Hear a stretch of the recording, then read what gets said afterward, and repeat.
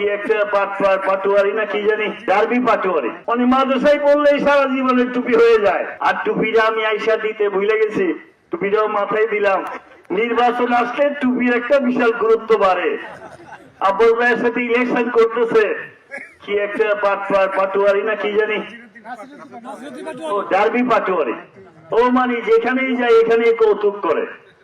ওরে একজন জিজ্ঞেস করতেছে যে আপনি যে ইলেকশনে ভোট চাইতে আসছেন, আপনি তো আগে আসেন নাই, আপনি তো এই কাজ করেন নাই। পরে বলতেছে আপনি যে এই যে টুপিটা মাথায় লাগাইছেন, আগে তো আপনি টুপি দেন নাই।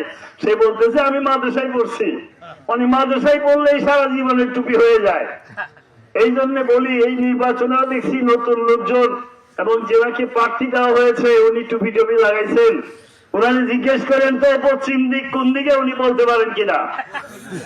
যদি বলতে পারে আমি বলে গেলাম, নানা পাটলি কোষা করলে মানুষ, ওই নেতারা জিজ্ঞেস করেন পশ্চিম কোন দিকে, উনি 3 বার টাকায় জিজ্ঞেস করবো, আলমে জানি কথা বলবে, উনি জিজ্ঞেস করে বলবে যে পশ্চিম কোন দিকে আছে।